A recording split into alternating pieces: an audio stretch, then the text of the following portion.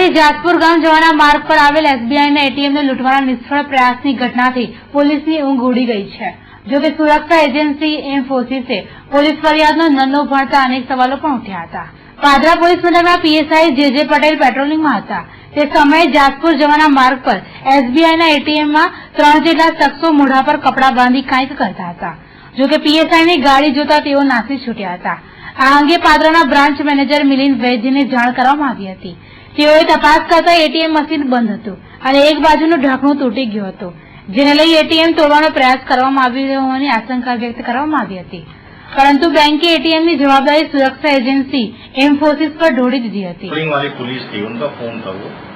उन्होंने बताया कि जासपुर रोड पे जो एटीएम है उसमें कुछ लोग घुसे हैं और कुछ कर रहे हैं, तो उन्होंने आवाज लगाई तो वो भागे। उनका चेहरा कुछ कपड़ा बांधे हुए थे, 2 या 3 लोग भागे, ऐसा उनका कहना है। थोड़ी देर के बाद में अपने जितने भी ऑफिसर थे ऊपर उनको मैंने खबर कर दी और उनको बोला कि प्राइवेट एजेंसी का ये एम्फेसिस कंपनी को दिया हुआ एटीएम है, तो उसमें चूंकि हमारे पास ना कोई पासवर्ड होता है ना कोई चाबी होती है, तो हम तो उसको कुछ देख सकते नहीं है। फिर भी हमने ऊपर खबर कर दी है और ऊपर उन्होंने मेल के माध्यम से बोला कि इसका फुटेज निकाल के हम देंगे। उसके बाद मैंने मौके पे गया, मैंने 100 रुपया निकालने की कोशिश की अपने एटीएम कार्ड से, तो पैसा निकला नहीं। सिक्योरिटी पॉइंट ऑफ व्यू से हमने एम्फेसिस कंपनी को खबर करी है। सुरक्षाकर्मी वहाँ होते नहीं है, ये एम्फेसिस कंपनी ने रखा नहीं है, प्राइवेट एजेंसी को दिया है, ये उनकी जिम्मेदारी। तो बीजी तरफ स्थानिक रहीशोએ ઉગ્ર રોષ વ્યક્ત કરતા એટીએમમાં કોઈ સુરક્ષાકર્મી નથી તેમજ એટીએમની બહારની લાઇટો પણ બંધ હોવાના આક્ષેપો કર્યા હતા। રાતે 2 વાગ્યાની આજુબાજુ લગભગ 3 જણા આવ્યા હતા અને મોડે બધું બોધેલું હતું।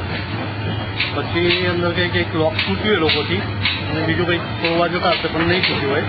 પછી વાર હું પોલીસનું રાઉન્ડ આવ્યું, પોલીસવાળા આવ્યા ને પોલીસવાળાએ કંઈક બૂમ પાડી એટલે લોકો આવી અને લાઇટો પણ નહીં ચાલતી। લાઇટો પણ અત્યારે બહારની લાઇટો પણ નહીં ચાલતી, અંદરની જે લાઇટો ચાલે છે અને સિક્યુરિટી ગાર્ડ તો જ્યાંથી ચાલુ કર્યું ત્યાંથી જ નહીં। અલબત્ત સુરક્ષા ગાર્ડના મુદ્દે બેંક તથા સુરક્ષા એજન્સી વચ્ચે સંકલનનો સદંતર અભાવ જોવા મળ્યો હતો। એકબીજા પર જવાબદારી ઢોળી છટકબારી શોધતી એજન્સી અને બેંક વચ્ચે ગ્રાહકોનો મરો થઈ શકે છે। ઉલ્લેખનીય છે કે સુરક્ષા એજન્સી ઇન્ફોસિસે પાદરા પોલીસને પત્ર લખી કોઈપણ જાતની પોલીસ ફરિયાદ ન કરવા જણાવ્યું હતું। ઇન્ફોસિસે કેમ પોલીસ ફરિયાદ ન કરી તે ચર્ચાનો વિષય બન્યો છે।